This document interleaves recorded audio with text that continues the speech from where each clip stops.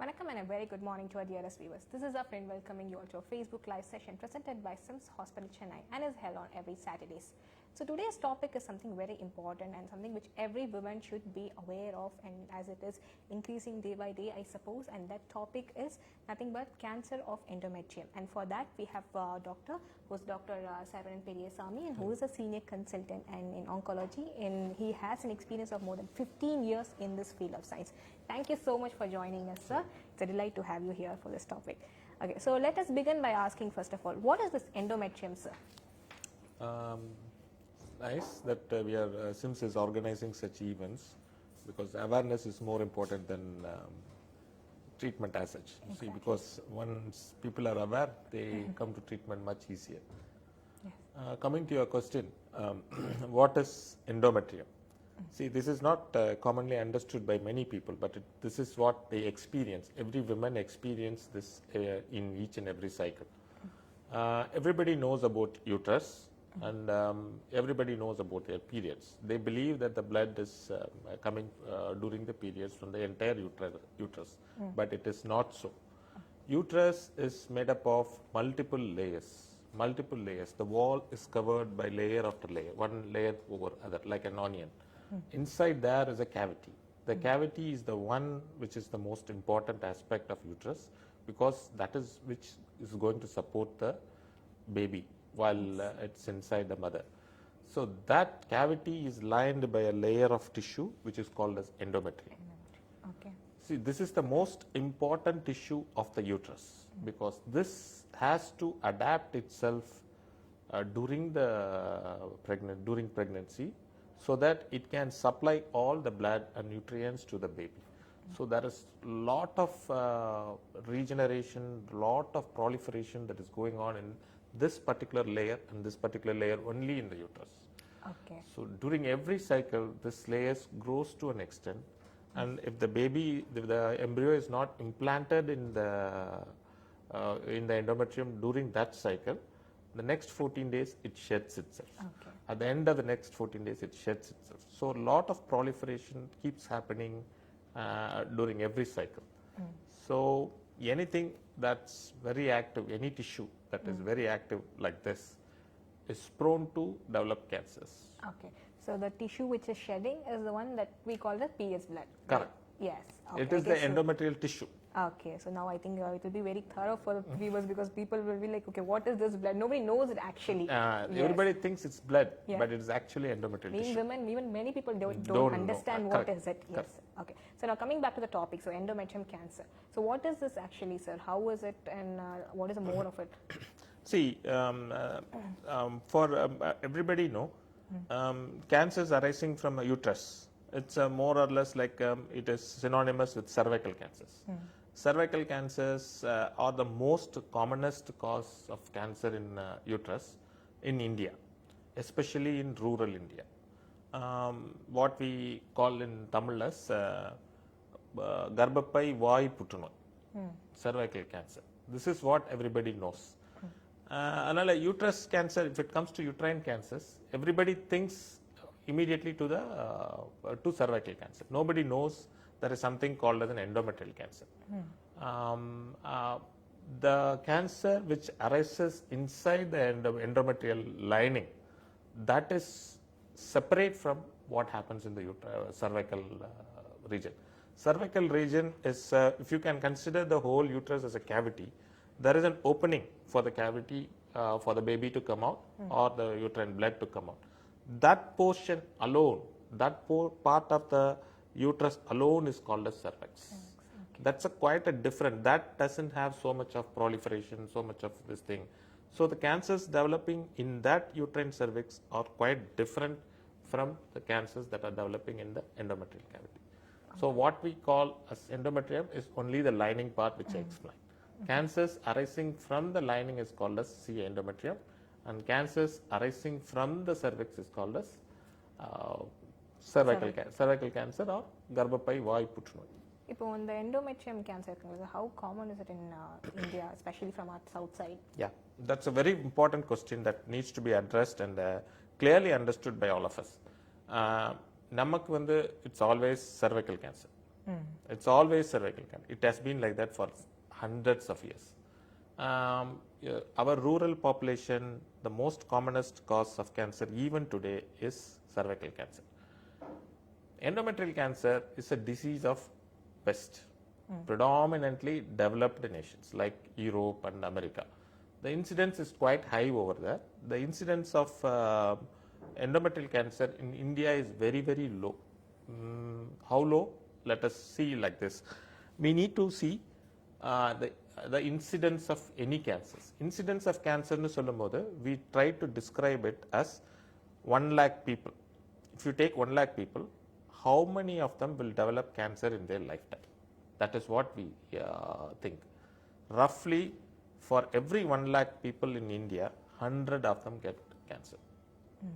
Among which, in their lifetime. 100 people will have 99,000 won't develop cancer in India. But for endometrial cancer specifically, the incidence is only 4. Only 4 among 1 lakh people are going to develop in endometrial cancer. But when it comes to Western Europe and America, the incidence is 6-fold more than us. That's nearly about 25 to 26 people develop endometrial cancer over there. And in fact, the commonest cancer in women in West is endometrial cancer. And we have such a low incidence. And what could be the reasons, sir, for that? Before we go into the reasons, the good news stops there. You should understand that because we are adapting to the Western lifestyle. So much of the incidence of endometrial cancer is actually going up. Going up in a quite alarming rate. See, in my practice, when I began my practice, I used to see endometrial cancers quite rarely and cervical cancers more commonly. Now, the awareness of cervical cancer is more among our Indian women, even among the rural women. And there is a vaccination which has come for cervical cancers, human papilloma virus vaccination. After the vaccination, the effect has also started to be clearly seen. The incidence of cervical cancer is slowly dipping, whereas the endometrial cancer is rising. And nowadays, it is not so uncommon to have a few cases of endometrial cancer seen in our OPD every week, especially in a urban setting, where more and more affluence is increasing and more people are going towards Western lifestyle. It's really saddening to hear that, sir, actually. Because the first part of your conversation was like, okay, fine, we are safe, we are not going to experience all that. But now it's really strategic to see. Okay, fine, sir. Now I would like to ask you, sir, what are the causes and who are all actually prone for this? See, I told you that it's very closely associated with periods, the endometrial growth. It is, there is a balance between estrogen and progesterone. There are 2 hormones commonly seen in women that are responsible for most of the healthy habits of a woman. There has to be a balance between estrogen and progesterone at all time, during the active fertile period and even after that. A prolonged exposure to one of these hormones without the balance of the other will lead to a problem, especially in the case of endometrium. If there is a hyperestrogenism and there is a prolonged exposure, one bit of hyperestrogenism usually doesn't cause a problem. But if it is a prolonged exposure, then that leads to endometrial cancer. The commonest causes for having a hyperestrogenism is obesity. It is basically, it is lifestyle dependent. Inactivity, obesity, and certain health conditions like diabetes, hypertension, and all those stuff that leads to more like a sedentary life and leading to accumulation of fat in the body. Fat secretes estrogen. So these are the main causes for increasing incidence of endometrium in India as well. This is the main reason why the West is having.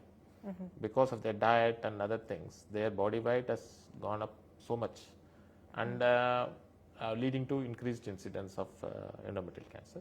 We again are trying to follow suit And you can see that even our people's BMI is going up in the last few decades. That is the main reason why we are seeing more and more obesity associated cancers. Okay. So now one thing I want to know, sir, because many cancers we all know that it is genetically transferred. Correct. Not.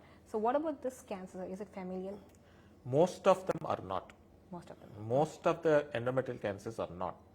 As far as we know very little about genetically inherited cancers.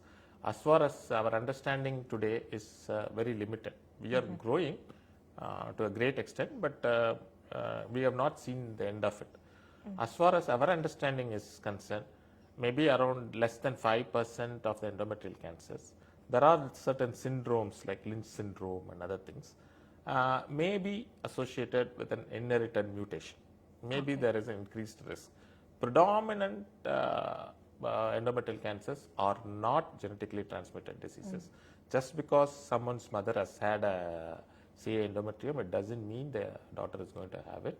And predominant reason is environmental reasons, especially lifestyle. Okay, sir. So previously you were telling about all this lifestyle changes, and Correct. that is the reason why we are experiencing this endometrial cancer. So now, so in the previous sessions when I was talking to more gynecologists and all, Correct. we were continuously mentioning about PCOS, which is Correct. also causes of lifestyle changes. Correct. So does it have any link with the it does endometrial? have, does Yes. Okay. It does have. PCOD will with associated with obesity and other morbidities may lead to CA endometrium at a later stage. Okay. So people with PCOS should also be careful of the CA endometrium. Okay, fine. So now coming to the signs and symptoms, what are the signs and symptoms usually women experience having CA endometriosis? Correct. Good.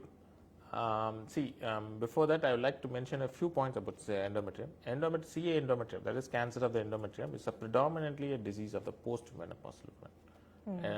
Most of the worldwide it is, and in India it is postmenopausal women. It can occur in pre-menopausal women also, but fortunately it is the incidence is very low in premenopausal women.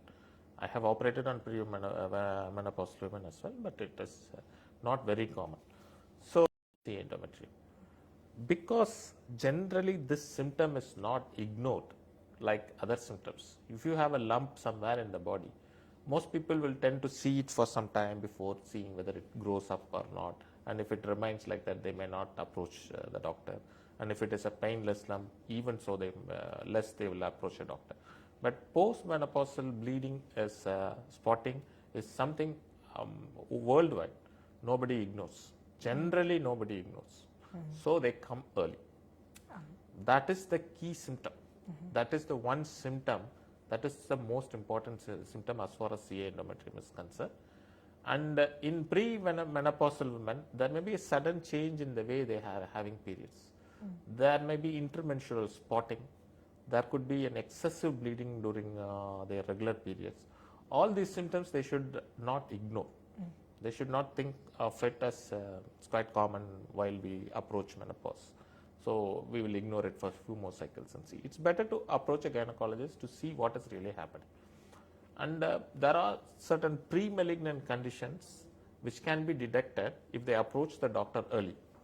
During especially in a premenopausal women, where they could identify the premenopausal, the pre-malignant changes.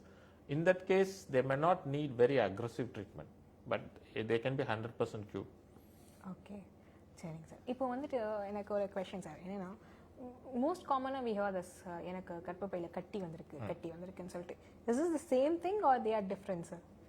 See, that's what I told you from the beginning itself. கர்ப்பப்பையில் கட்டி அப்படின்னா it means cervical. Okay. Cervical cancer. Okay. Endometrium also can be visualized as a cutty in the MRI and the CT scans. But the most important symptom is postmenopausal bleeding. Even if the endometrial thickness is minimal, if it is malignant, it will bleed. Okay. So, if per se a person is having this endometrium cancer, so what are the risk factors? What are the effects that will have in her body, sir? This is again a very good, fortunate clinical scenario that we are having.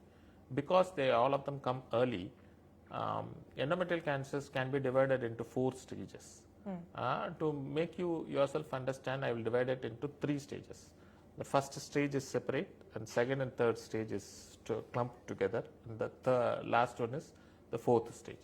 The first stage is where the tumor is confined very much to the organ of origin. In our case, endometrium. It is only confined, it has not spread anywhere. The 2 and 3, it has spread little beyond. Little beyond, but still it is amenable to cure. நம்மளால cure பண்ணிட முடியும். Even though அது கொஞ்சம் பெருசா இருந்தா கூட நம்மளால cure பண்ணிட முடியும். The fourth stage is one which is where it has spread everywhere. It is impossible to cure. Okay. Impossible to cure. Because they come quite early. First stage le கிட்டத்தட்ட 75% of the people, Indiaலையும் சரி வெஸ்ட்ல nearly about 90% of them come in the first stage itself. Okay. They don't have any other symptoms. Thankfully. Except for this postmenopausal spotting. Okay. But in second and third stage, if they come, they may experience pain, loss of appetite, loss of weight, and pain somewhere else, in back pain, not only in the pelvic pain, but back pain, and lungs spread ஆயிருந்துச்சுன்னா they may experience cough and other things. But fortunately, it is very, very rare to see them at that stage. So you have actually clearly stated that this is most predominant in the postmenopausal women. Okay, but there are chances with premenopausal women also. Okay, are there any chances, sir, in the pregnancy ages irukongala, 20 to 25, are they also prone for this? Yeah, they are prone. So in the age la will they be able to get pregnant if they have the CA endometrium? Fertility preserving treatments for CA endometrium, especially in the fertile period, are available. இல்லைன்னு சொல்ல முடியாது. But they are very tricky things to answer, because நான் சொன்ன மாதிரி there is a clear cut pre-malignant stage. There is a stage where the endometrium is going towards cancer, but it is not at cancer. On the stage it will start showing symptoms in a young person. If they can come during that period, it is easy to retain the uterus with medical management alone. That we call as complex hyperplasia of endometrium. If they come during that stage, with medical management alone, we can successfully make them pregnant. Some of them, if not all of them. Some of them we can make pregnant. But in an established endometrial cancer, if it has had been ignored and it has spread a little bit, then it is difficult. So in a young patient who desires fertility, it has to be individualized. The one advice I will give for all the young patients are, don't ignore what your body says. Don't ignore that. If you feel that is something abnormal about how you have your periods, don't ignore. Please come approach a gynecologist who will be able to tell you whether there is a chance to correct it medically or not. That is the most important. That's really a valuable line which you have stated, sir. Anyways, and next, sir, how do we diagnose or detect this? Again, this is unlike other malignancies in body. This is very easily it can be diagnosed in OPD itself.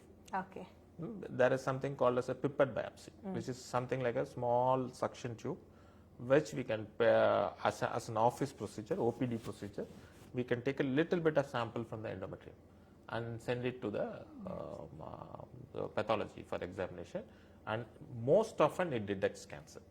It's not foolproof, but most often it detects cancer. It is we can detect the cancer. But other sophisticated investigations are needed once diagnosis is confirmed, like an MRI, a PET-CT scan. All those things are needed before we take decisions on treatment. But to diagnose it, it needs only 10 minutes, not more than that. That's good to hear, sir. Because other cancers, they have painful ways. Painful ways, not like that. Here it is not like that. Easy. Okay, at least one good thing in that. Anyways, and so what are the treatment options available for this? The thing is, most of the cancers will need surgery, radiotherapy, and chemotherapy.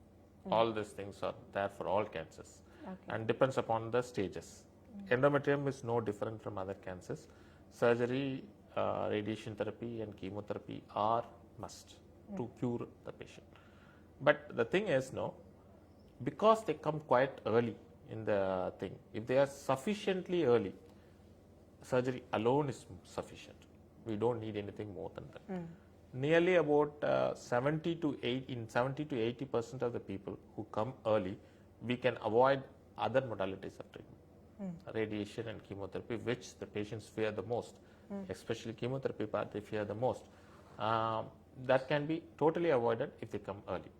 Okay. And the chances of cure, that is outcome, is very good for stage 1 disease. It is about 90%, meaning which if we have 100 people in stage 1 endometrial cancer, 90 of them are completely cured with the current treatment that are available.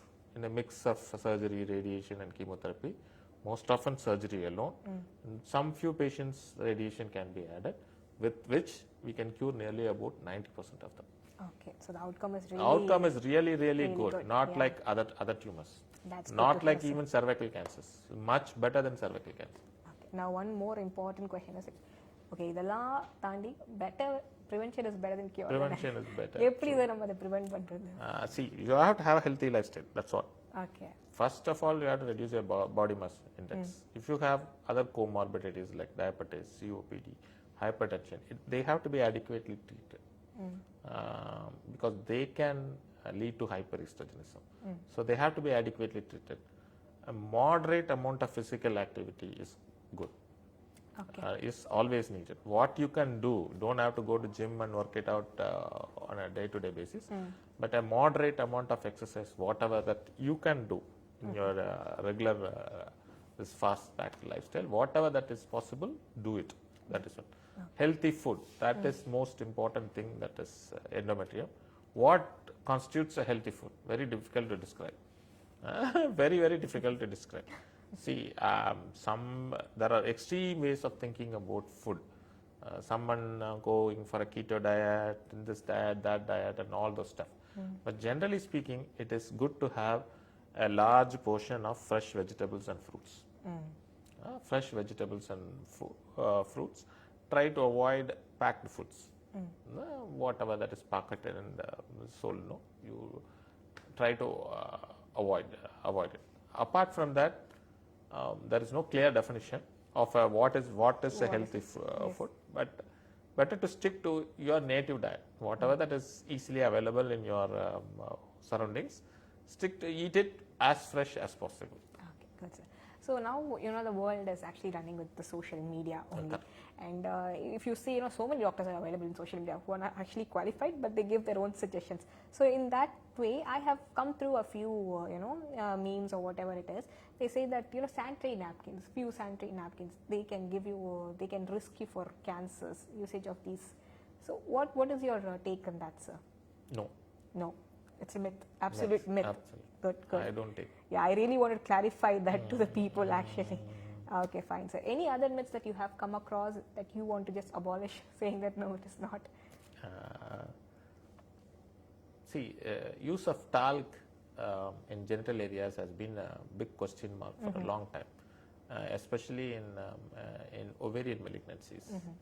But again, that's a myth. It seems to be like a myth rather than another. Cervical cancer has been clearly proven to be because of an act of a virus. That's human papilloma virus, and we can actually eradicate it if we can work towards it. But it is a public health policy, and the cooperation of everybody is needed. Yes. But when it comes to endometrium, nothing works. It's your personal discipline about maintaining your body and taking care of your body that matters the most. Okay, sir. I think we have briefed about everything, and basic briefing is done for this endometrium cancer. Thank you so much for joining us, sir. And thank you so much, viewers. I hope this session would be really important for all the women in there. Thank you so much. Thank you.